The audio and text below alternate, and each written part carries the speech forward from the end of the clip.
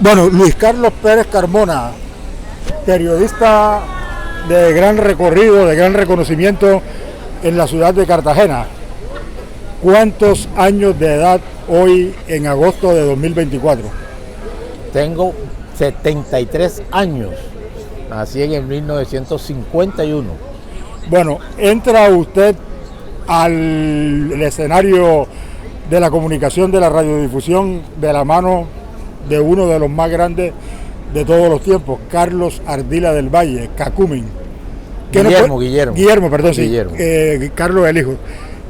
¿Qué nos puede contar de esos tiempos, de esos comienzos? ¿Cómo fue la historia? Bueno, lo cierto es que lo importante era la voluntad de servicio. Cuando uno llega a aprender de la mano de un maestro como Guillermo Ardila del Valle, que no solo era locutor, periodista, técnico de radiocomunicaciones, técnico de radioteléfono, o sea, era lo que es Cacumen, lo que significa Cacumen, la esencia de lo que es Cacumen, una persona con gran mentalidad, una persona muy inteligente y que tenía algo importantísimo en su personalidad, que nunca fue egoísta para enseñar ni para que los otros tuvieran un legado de lo importante que le dio la madre naturaleza, que fue el conocimiento empírico. Bueno, ¿cómo se decide a llegar a donde Guillermo Ardila del Valle? ¿Cómo fue ese primer encuentro? Bueno, eso de estar merodeando por los medios de comunicación, en el periódico El Pueblo, después en el Diario de la Costa, después en El Universal, habían unos linotipistas como Germán Rodríguez Coronel y Germán Rodríguez Riaño. Yo de la mano de ellos llegué a donde Cacumen y fuimos particularmente los operadores de sonido de los equipos mini PG que hacía Cacumen para la amplificación local de sonido en cada uno de los eventos que se daban en la ciudad de Cartagena. Bueno, venía usted de la Armada Nacional, ¿cierto? No, me rechazaron en la Armada. Por algo bueno, me imagino. No, sino que la formación para crear la personalidad y la voz de mando de la Armada no la resiste un ser humano normal. Pero estuvo dentro de ella. No alcanzó. No alcanzó. Bueno, ¿cómo arranca la historia con Cacumen? Bueno, primero que todo, cuando hacíamos el sorteo de la Lotería Bolívar en el Teatro Popular al aire libre.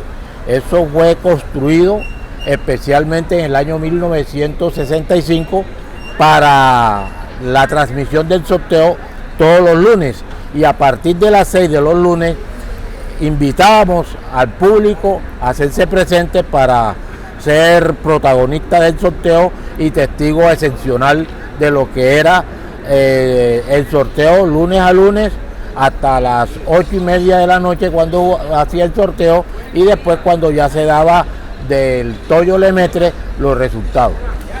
Bueno, la preparación de la transmisión del sorteo, el detalle de la realización del evento, ¿qué recuerda? ¿Cómo era?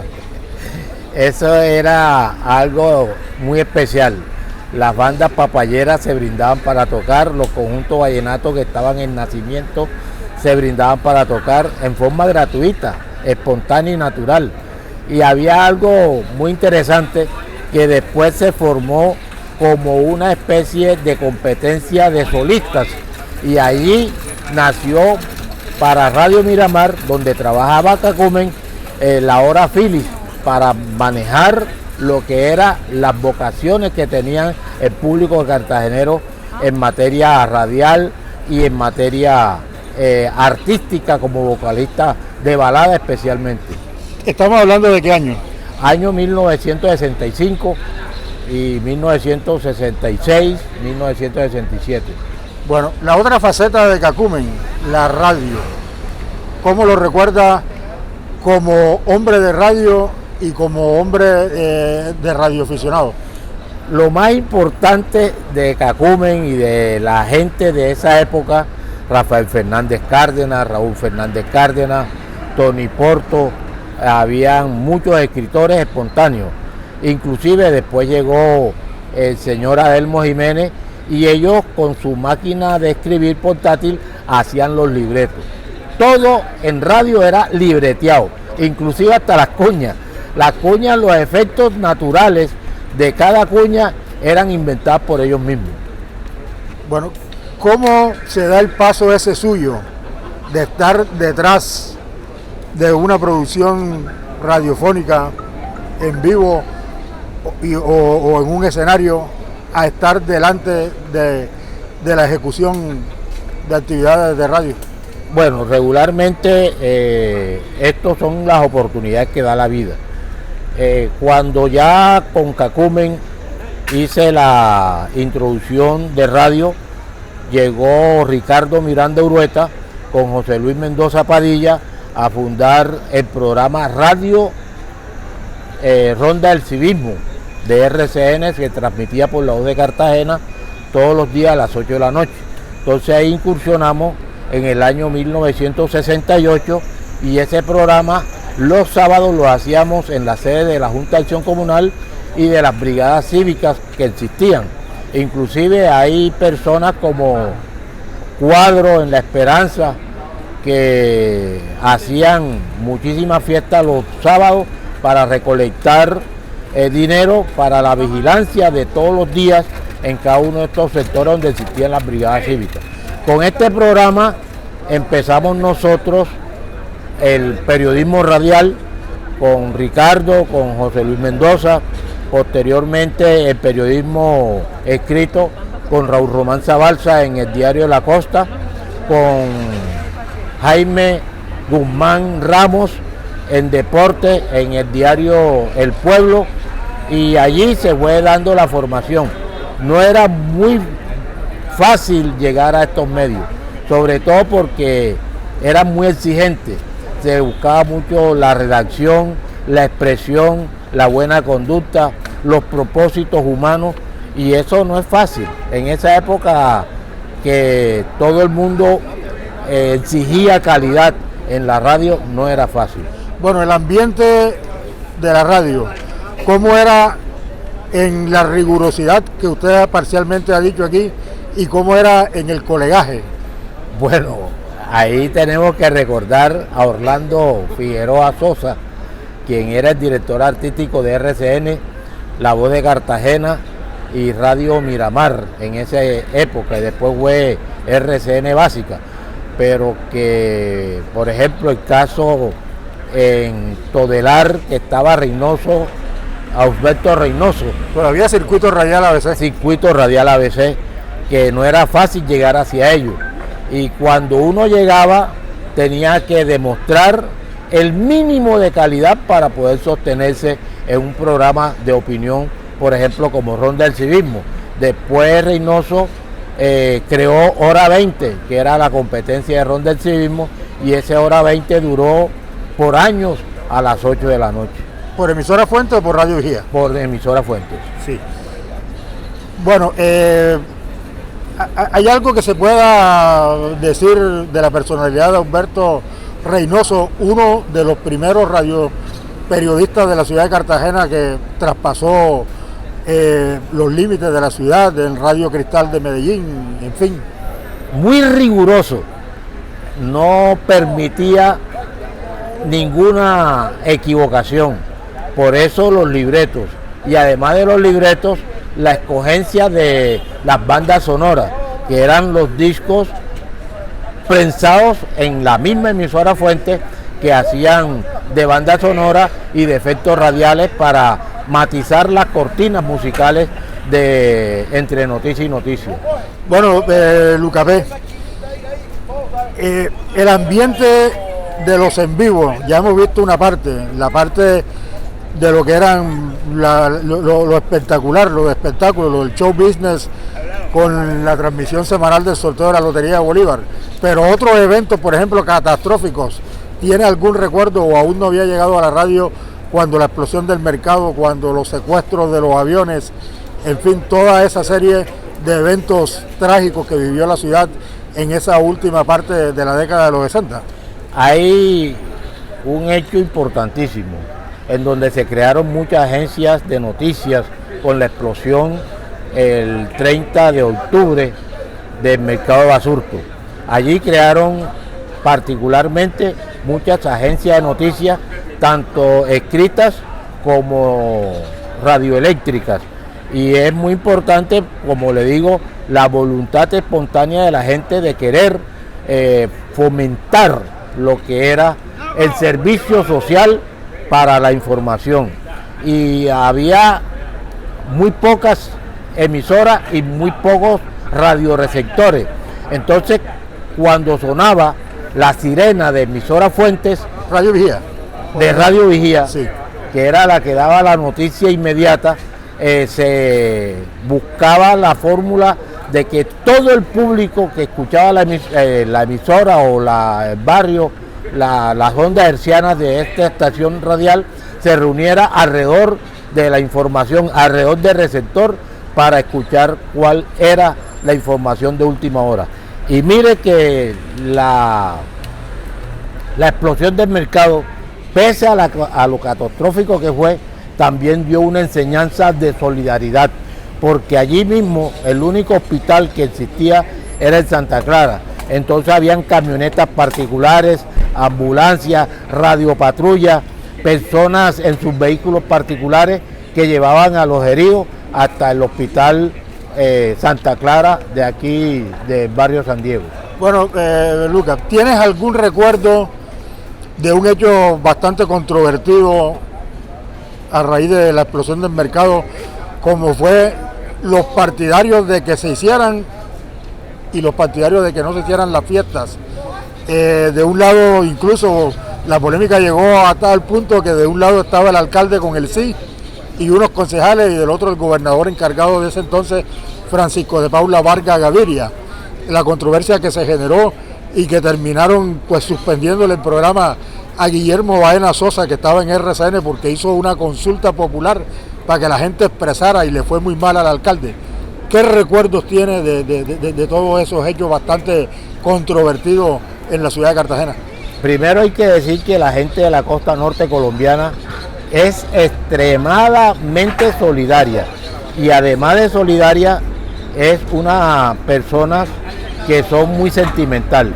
Entonces, en la explosión del mercado, con el dolor de la gente, la misma gente por naturaleza solicitaba la suspensión de la fiesta, pero un sector importante del comercio trataba de que se hiciera.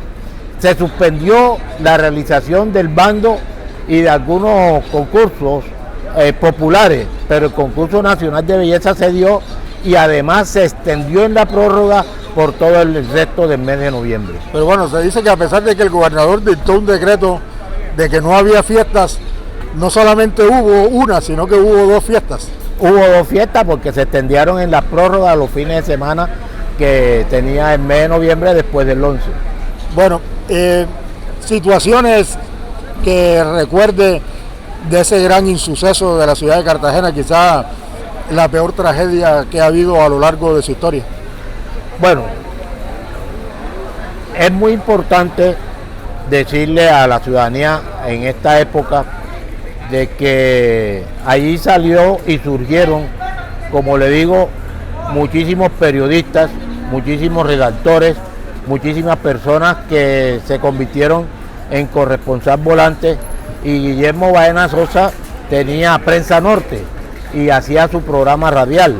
Igualmente estaban otros radioperiodistas que eran muy escasos, pero que sí existía la competencia radial, pero por calidad, por la personalidad.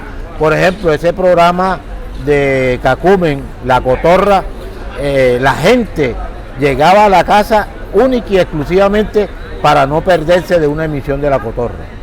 Bueno, ha hablado usted de un tema muy importante, el tema de las agencias de prensa.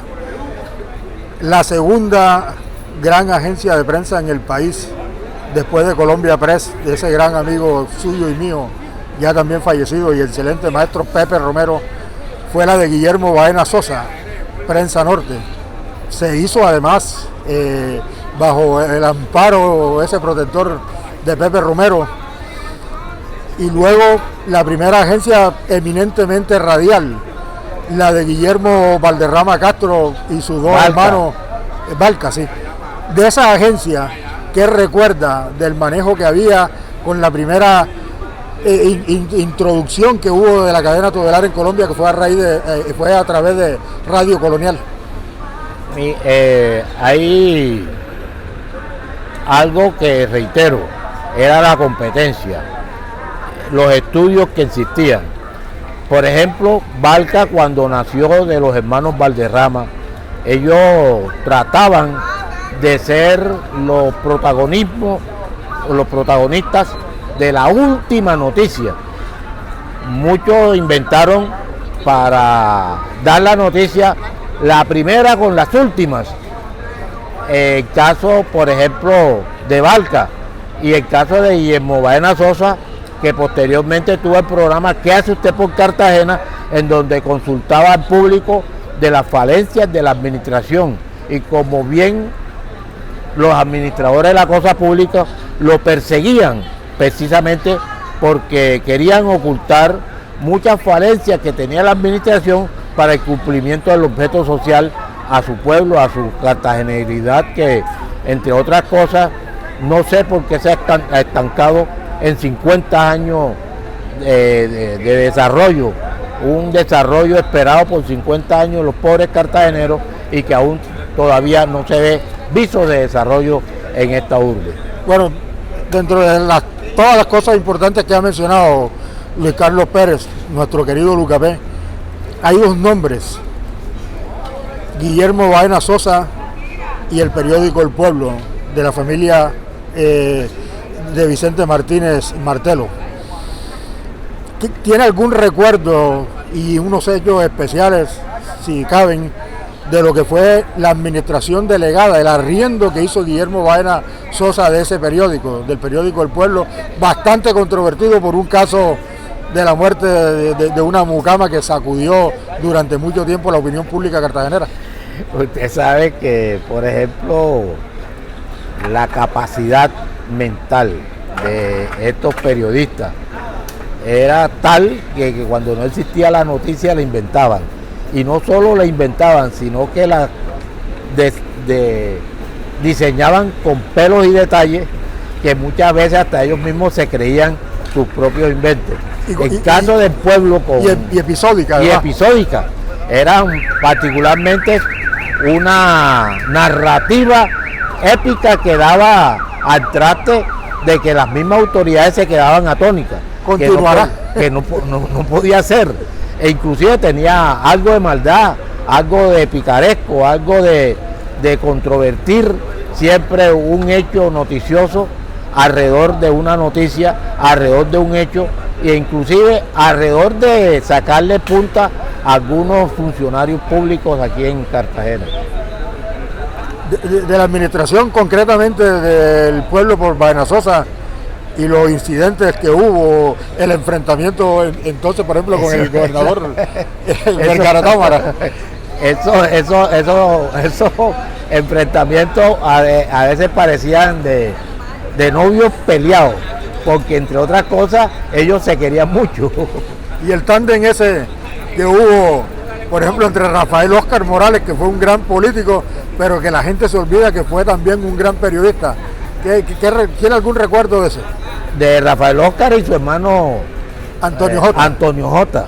Gran médico, psiquiatra. Médico, y fueron inclusive hasta representantes a la Cámara. Políticos turbaqueros. Políticos turbaqueros. Fundadores de Unitrasco. Óigame, hay otro importante, la competencia que había entre los partidos liberal y conservador, de quién hacía más obra por la ciudad, o si era el conservatismo o si era el liberalismo. Y miren ustedes lo importante que fue los auxilios parlamentarios, porque de los que yo recuerde, uno de los auxilios parlamentarios que está afincado para la historia de Cartagena es la monumental Plaza de Toros, conseguida por Joaquín Franco Burgos. Pienso que fueron bien invertidos, y pienso ahora que se discuten los nombres de la Plaza de Toros, sería de mucha justicia de que se llamara Joaquín Franco Bulbo. Sí. Bueno, Lucas B., yo tengo un recorte de periódico por allá de los años 60 con una frase de una entrevista que le hicieron en Diario de la Costa a esos dos gran personajes que fueron Tony Porto y Guillermo Ardila del Valle, en donde el titular, la conclusión y el desarrollo de la noticia era: las cadenas están acabando con la radio. Empiezan a meterse las cadenas, a pesar de que Cartagena había sido cuna de cadenas importantes como el Circuito Radial ABC, como Cadenón, con Víctor Nieto a la cabeza. Empiezan a meterse las cadenas en Cartagena en esa primera mitad del siglo de los años 60, con la compra por parte de RCN de Cadenón y luego la entrada de Todelar, que absorbe primero como afiliada y después pues se queda con Radio Vigía, de las emisoras del Circuito Radial ABC. ¿Qué recuerdos tiene esa transición de lo que fue la muerte, por ejemplo, en el año 69 de Rafael Fuentes López, el incendio de la emisora que cogió pues en un momento bastante difícil a la radio local? Cacumen era un visionario, Cacumen era un pensador, Cacumen era una persona que adivinaba el futuro. Cuando Cadenón, cuando el Circuito Radial ABC, e inclusive cuando Radio Bahía de los hermanos Raimundo Emiliani y Román, ellos que compró o lo afilió a Caracol, dijo: las cadenas absorben la radio. Y hoy en día tenemos esa experiencia después de casi 40 años, en donde en particular las cadenas absorbieron las emisoras. Y posteriormente, tanto querían tener la mayor número de afiliados en el país que se fueron acabando. Allí quien tuvo un nefasto organización en cadena fueron las que mayor en tecnología le dieron y les causó tanto efectos contrarios que la Universidad de la Radio en Colombia, como lo fue el Circuito Todelar de Colombia, se ganó por sintonía y por calidad humana a RCN y a Caracol en todos los escenarios, tanto deportivos como noticiosos. Cuando llegó la televisión a RCN y Caracol, que Todelar no quiso participar porque Bernardo Tobón de la Roche le habían dado menos horas que ellos, se acabó la radio, se acabó la cadena, llegó la televisión, y con todo eso fíjese usted que hoy en día la misma televisión tiene una profunda crisis, no solo financiera sino hasta tecnológica. Con todo el desarrollo tecnológico que tienen las comunicaciones ahora, los medios alternativos a través de los portales son los que tienen la preferencia. Y usted recuerde un hecho que es muy histórico: el fenómeno de Watergate no salió en el New York Times, no salió en el Washington Post, no salió en el Miami Herald, salió en un periodiquito como el Aguijón, en un solo párrafo, y eso fue el escándalo del mundo, el Watergate de Lyndon B. Johnson.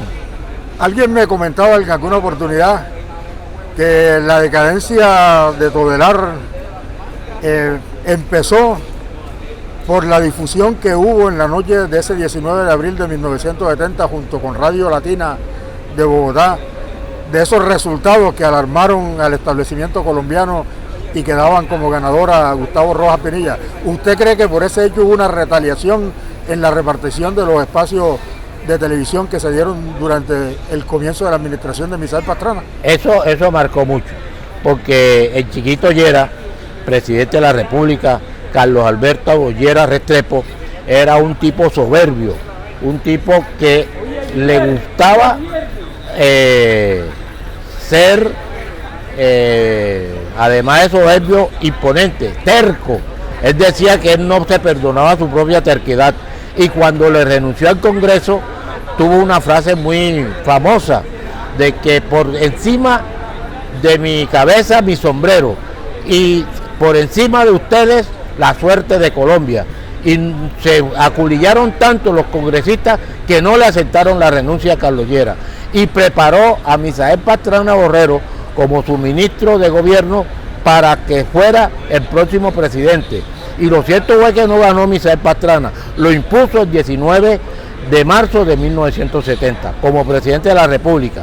Y después llamó al martes siguiente a los de la Federación Colombiana de Ciclismo para regalarle radio a cada uno de los oyentes para que escucharan la Vuelta a Colombia en bicicleta y la gente se olvidara del chocorazo más grande histórico que han dado aquí en Colombia. Bueno, empieza la década de los 70 y con ella la llegada a la ciudad y el apoderamiento de las audiencias del país por parte de las grandes cadenas. Lo de Todelar, que inicialmente pues bueno, era una afiliación de la Radio Colonial, posteriormente la entrada en el año 66 con la Voz de las Antillas, la afiliación de Emisora Fuente, Radio Vigía, la fundación de Radio Reloj también desaparecida. Empieza el auge de las cadenas. ¿Cómo se vivió eso en vivo en la ciudad de Cartagena desde el punto de vista de un periodista de esa época como lo es usted? Lucho, uno tenía que estudiar mucho y el estudio le daba una competencia que tenía viva. Por ejemplo, no había un noticiero de RCN, de Caracol y de Todelar que no escuchara la competencia para saber con qué salirle a la misma noticia ya chiviados y con mayor contenido. Por ejemplo, cuando se producía una noticia que era chiviada por RCN, Todelar especialmente llegaba a los protagonistas. Entonces no era la noticia en sí, sino los protagonistas en sus dos caras, tanto quien produjo la noticia como la víctima de la noticia o el hecho noticioso en sí. Igualmente hacía Caracol, que monitoreaba RCN, pero no solo para escucharlo, sino para ver cómo podía mejorar la producción noticiosa de cada uno de sus informativos. Bueno, un aspecto importante de su vida, mi querido colega y amigo Luis Carlos Pérez Carmona, Lucapé, el hecho de llegar luego de ser radioperiodista, que nunca lo ha dejado de ser, a ser administrador de emisoras. ¿Qué puede contar de ese? Bueno, se presentó un concurso para gerenciar las emisoras de Todelar aquí, Radio Vigía y La Voz de las Antillas. A mí me insistieron que participara. Fuimos 23 hojas de vida a la ciudad de Cali, cada uno con sus padrinos.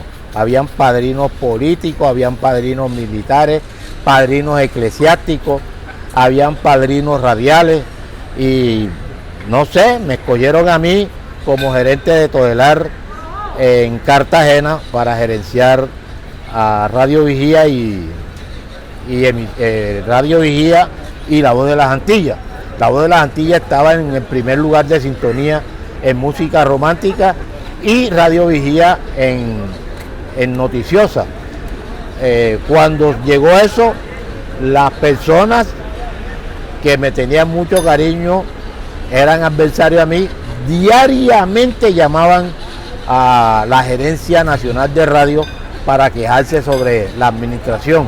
Pero tuve éxito noticioso, tuve éxito deportivo, tuvo éxitos económicos y allí particularmente demostré que sí se puede combinar la capacidad periodística de una persona con la capacidad administrativa. Sobre todo que las emisoras son las que marcan la pauta de qué hacer con ellas para no perder ni la sintonía ni tampoco perder la calidad noticiosa. Hoy en día los muchachos se pegan mucho de corte y pega, no tienen opinión pública, no crean un editorial, la crónica se perdió dentro del periodismo, lo mismo las situaciones cuando uno hacía un reportaje, todo eso se perdió en la radio. Hoy en día solo hay unas emisiones de los boletines de prensa de la fuente de información, ya sea privada u oficial. Bueno, la llegada de Estrellas a Todelar, que empezó a tener un nuevo aire a raíz de su administración, Eugenio Baena, Pallares, en fin, toda esa playa de estrellas de la radio, porque hay que reconocerlo, eran eso, y siguen siendo muchos todavía, como Eugenio Baena, una figura meritoria e imperecedera de la radio local, sin desconocer los méritos pues, de otras personas. ¿Cómo fue ese episodio? ¿Cómo llega? Para administrar cualquier actividad en la vida se merece ser dictatorial y arbitrario. Cuando yo llego a Todelar no tenía equipo deportivo, estaba Jairo Agames, estaba Jorge Bellido, estaba otros narradores importantes, pero no como la trayectoria que tenía Luis Alberto Pallares Villa. Desafortunadamente se cae la antena de Emisora Fuentes y apagan la emisora, y cuando Eugenio se queda sin emisora, diariamente me llamaba y me visitaba. En una oportunidad, arbitrariamente, sin que lo supiera Eugenio Baena, le dije a Lucho Herrán que llevara todos los cartuchos y los cassettes que tenía Eugenio Baena en Emisora Fuente, se los llevara a Vigía. Y entonces invité al día siguiente, después del noticiero Todelar de la Costa, que yo mismo dirigía, invité a Eugenio Baena y él comenzó a hacer su programa deportivo, y empezó con feliz día, feliz día, feliz día, casi media hora, y el programa duró medio día sin dar una sola noticia deportiva, sino pura llamada al aire de Aruba, de Panamá, de Centroamérica, especialmente de el Urabá antioqueño, de toda la costa norte colombiana, Atlántico, Bolívar, y esto fue la maravilla del mundo. Pero al tiempo ya Luis Alberto Pallares me decía: estás votado, porque tú no puedes abrirle el micrófono a Eugenio Baena sin haber hecho contrato conmigo. Yo veía que por el teléfono privado me llamaba mucho el gerente nacional, y yo, bueno, estoy votado. Cuando terminó Eugenio hacer su programa, que iba de 7 a 9 y se extendió hasta las 11 de la mañana, entró la llamada de Héctor Navarro Calvo, el gerente nacional de radio, y me dice: Lucapé, ¿qué pasó en Radio Vigía? Que este señor está emitiendo un programa y se extendió sin contrato. Yo dije: es que acordé con el señor Luis Alberto Pallares Villa que se venga acá con todo su equipo, y de aquí vamos a sacar no solo la nómina de Cartagena, sino la de radio, la emisora Radio Bogotá en Bogotá, porque ya yo tengo vendida toda la programación deportiva y noticiosa de Radio Vigía y La Voz de las Antillas. Me dijo: ¿cuánto acordaron?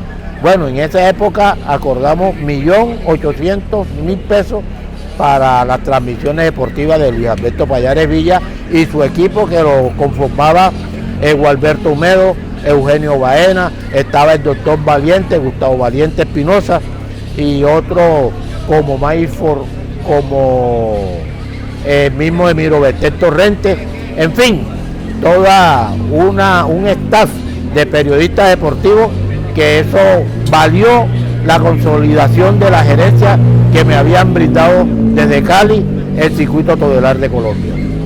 Bueno, estamos hablando del año 91, 92, 93. Bueno, ¿cuándo cree usted que empieza la decadencia, en primer lugar, de la radio AM y en segundo lugar de la radio cartagenera, con esa muerte tan penosa de emisoras emblemáticas como Emisora Fuentes, que desafortunadamente recientemente ha tenido una muerte inesperada, Radio Vigía, La Voz de las Antillas, lo que era la idea de las emisoras de La Voz de la Victoria, de Victoria Internacional Estéreo, de Radio Bahía, la propia Voz de las Estrellas? ¿Cómo cree usted que ocurrió eso y por qué? Los halagos a los periodistas y a los locutores. Los locutores eran unos bollones, los lectores de noticias llegaban un minuto antes de comenzar el noticiero. Y eso lo hacía importante. Uno sufría mucho con los lectores de noticias. Usted que tuvo la dirección de noticias radial, experimentó eso especialmente en Victoria AM y Victoria Internacional FM. Pero mire, cuando empezó el periodista y el locutor a vender el servicio social, se prostituyó la radio. Y ya sabemos quiénes vendían los servicios sociales, porque a la gente le gustaba que lo mencionaran en radio. Entonces nació la payola, la tal payola, que muchísimos prostituyeron los servicios sociales, después las noticias, y hoy en día las fuentes de información le pagan a los periodistas para que digan no lo que piensa el periodista, sino lo que piensa la fuente de información, ya sea gubernamental o privada. Pero esto mató el periodismo y mató a la radio. La radio AM está agonizando, los periodistas y radioperiodistas están agonizando, y de pronto los comunicadores sociales no les están enseñando ética periodística, ni tampoco lo que es que el periodista, por más periodista que sea y por encima de periodista que sea, tiene que ser humano, tener una alta calidad humana, porque es que uno se debe es a la opinión pública, y la opinión pública es la que califica cada uno de los conceptos que uno emite a través de los medios de comunicación. Bueno, otros recuerdos, momentos, nombres, hechos. Pepe Molina, Raúl Lambis Guardo como productor, Tarzán Lambis en Olímpica, Sobrino, ahí Sobrino estaba Carlos Sobrino, Juan Hueto Sosa, que fue mi primer operador de sonido en RCN. Y le cuento algo importantísimo, había que conocer esos libretos que hacía Pepe Molina, por ejemplo el Correo de la Música de Emisora Fuentes, en donde había una carta musical en donde los oyentes adivinaban, de acuerdo al tema que se les colocaba, cuál era el título de esa canción. Había mucha producción radial, Los Siete Locos en el Aire, Momo en el Aire. Mire, Momo en el Aire fue el programa novembrino que mayor sintonía, mayor audiencia tenía en el radioteatro de Emisora Fuentes. Tanto así que paralizaba la calle Sargento Mayor, porque entre otras cosas eso era apoteósico, la asistencia en vivo de la producción de Momo en el Aire.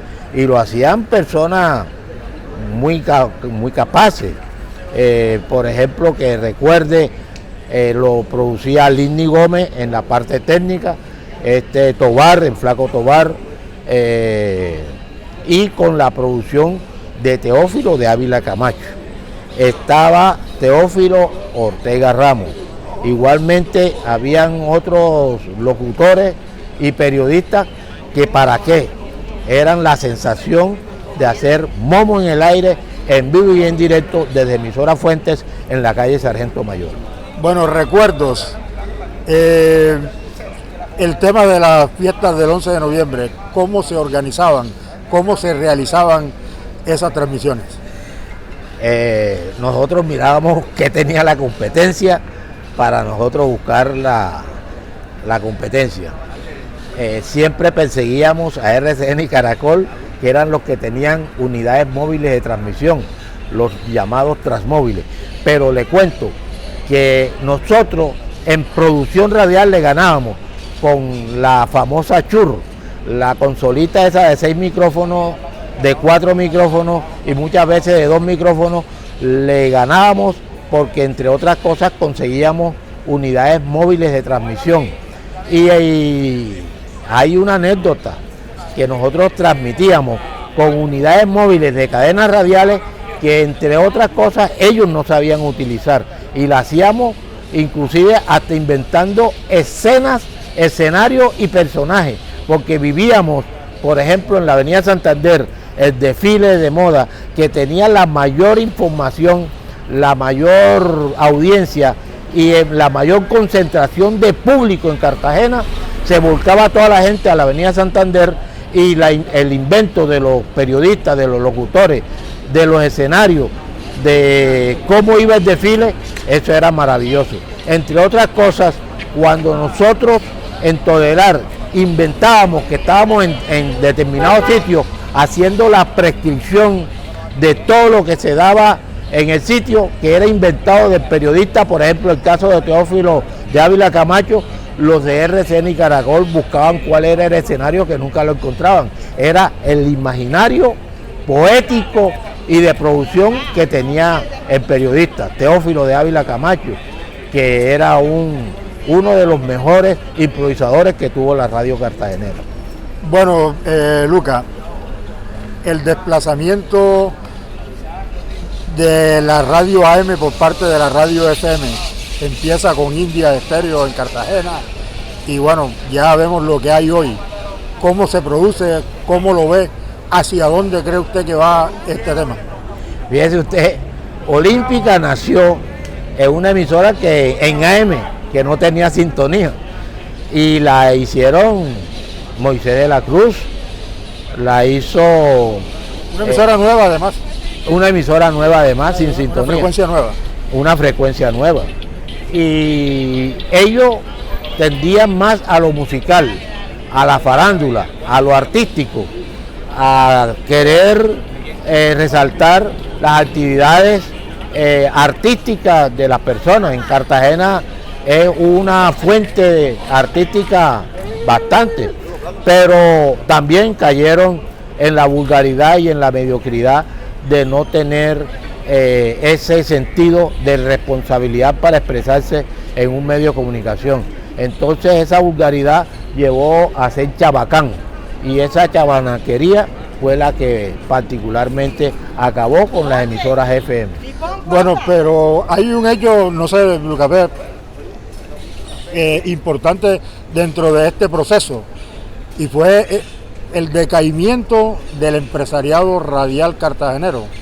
Ya vimos, por ejemplo, cómo organizaciones importantes como el Circuito Radial ABC, como la propia Cadenón, emisoras independientes, por ejemplo, como Radio Colonial, que fue una radio de gran suceso a través de la historia, desde los años 50 que se constituye, empiezan pues a decaer las emisoras y a entrar empresarios barranquilleros que desplazan y acaban con las emisoras líderes, como fue Radio Vigía y La Voz de las Antillas con Radio Príncipe y con eso.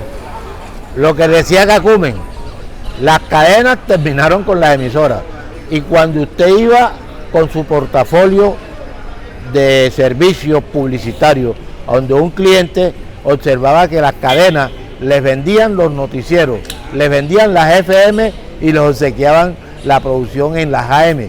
O sea que ellos tenían 3, 4 emisoras en la ciudad con el precio de una sola cuña, y usted iba a vender una cuña y le asistía ser muy onerosa a la agencia de publicidad o al cliente directamente. Y allí se obvió de que los clientes de los noticieros más que todo eran solidarios, y que hubo muchos políticos que patrocinaban noticieros para tratar de manejar lo que es la información, la fuente, y tergiversar la noticia que no fuera objetiva, veraz y oportuna. Bueno, ¿qué hace Luis Carlos Pérez Carmona, periodista meritorio y también de los incombustibles de los medios de comunicación de Cartagena hoy, en agosto del 2024? Haciendo el portal informativo, ya esto es un apostolado, porque esto no da los rendimientos económicos que requiere uno. Uno se mantiene allí por la gente solidaria que aún sigue creyendo, y algunas agencias publicitarias locales de Barranquilla y de Bogotá que le siguen pautando al Colmundo Radio.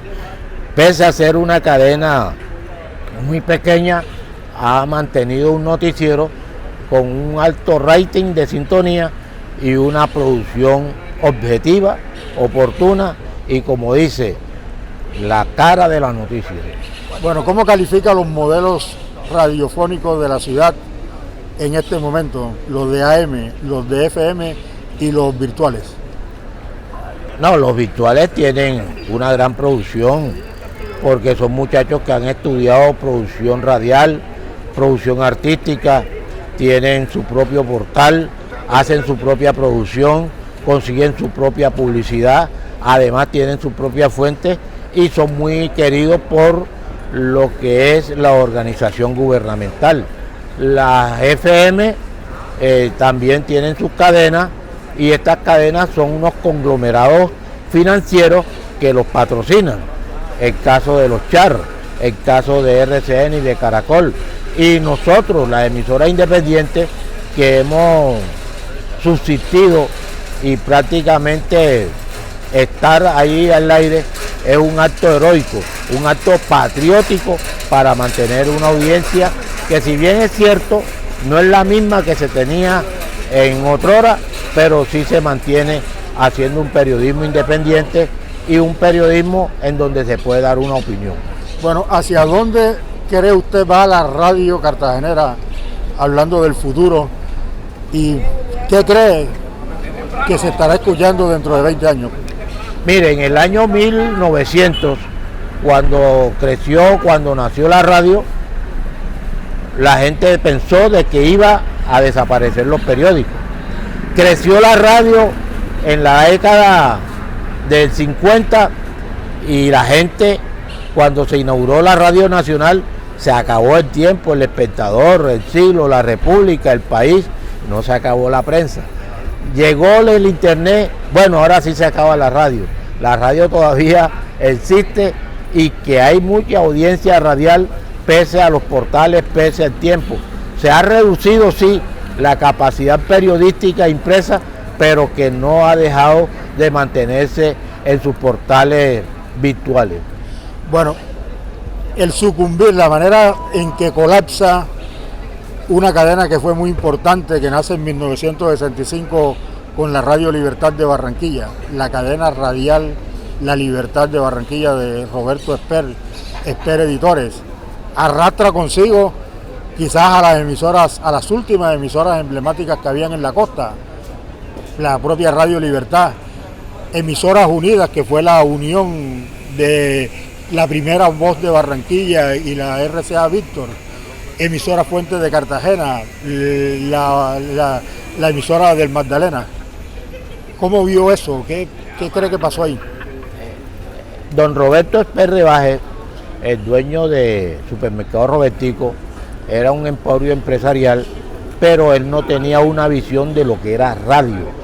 Entonces la radio merece un dinamismo permanente porque la audiencia va extendiéndose y se fueron especializando, por ejemplo, Radio Libertad y Emisoras Unidas, en tener una audiencia popular en los municipios de la costa norte colombiana, en Magdalena, Atlántico, Cesar, Bolívar, Sucre, pero que esto se fue acabando a medida en que fue creciendo las cadenas radiales. Y como don Roberto Esper no era un administrador radial, él pensaba que si se dañaba una emisora, cualquier locutor o cualquier periodista podía emprender su mantenimiento, y no fue así. Y esto fue deteriorando la capacidad administrativa, la capacidad operativa y la capacidad técnica de las emisoras, por muy queridas que fueran. Por ejemplo, ningún cartagenero va a olvidar a Emisora Fuentes, ningún barranquillero va a olvidar, por ejemplo, ese noticiero de Marcos Pérez Caicedo, no va a olvidar Radio Libertad, no va a olvidar Emisoras Unidas, no lo olvidan, pero particularmente para revivirlas nuevamente tiene el problema con los ministerios de las comunicaciones y la tecnología, porque particularmente son muchos los altísimos costos que se deben en la explotación del espectro electromagnético. ¿tiene algún mensaje para alguien sobre el tema de la comunicación en este momento y para el futuro? Para los comunicadores sociales. Ellos son comunicadores sociales y yo pienso que más allá de tener una calidad periodística, una calidad informativa, una calidad en el mensaje, el periodista como persona tiene que ser humano y como humano debe ser como un médico, trabajar con la gente. Y lo más importante de la gente para el médico es hacer una buena operación. Y lo más importante para un comunicador social es mantener vivo objetivamente a sus oyentes o a sus lectores o a sus radioyentes o a sus televidentes. Es importantísimo. Si ustedes supieran las ventajas de hacer unos buenos periodistas, fueran unos periodistas excelentes por la excelencia que cada uno de ustedes tiene, porque además de eso conjugan el conocimiento, conjugan la técnica, conjugan la experiencia y conjugan el mensaje, que muchas veces el comunicador social no tiene en cuenta lo que es el mensaje en medios de prensa y el mensaje periodístico. Se le olvida eso. Bueno, algo más que agregar, algo que quiera decir, algo que yo no le haya preguntado. Aquí, lo más importante es, por ejemplo, usted como periodista, Humberto Mercado, que aún se mantiene, Ñapita, Luis de Ávila, que todavía está, Silvio Barrera Nazi, un redactor noticioso extraordinario, por ahí anda, Edilberto Puentes Doria y otros periodistas que de pronto se me escapan, que somos unos pilares, unos verdaderos decanos en esta materia noticiosa que se da en la costa norte colombiana. Bueno, Lucas, muchas gracias. Como decía el gran Pedro Vargas, muy agradecido, muy agradecido, muy agradecido. No, muchas gracias a ti, Archie, y ojalá la gente supiera lo importante que son los medios de comunicación y los periodistas.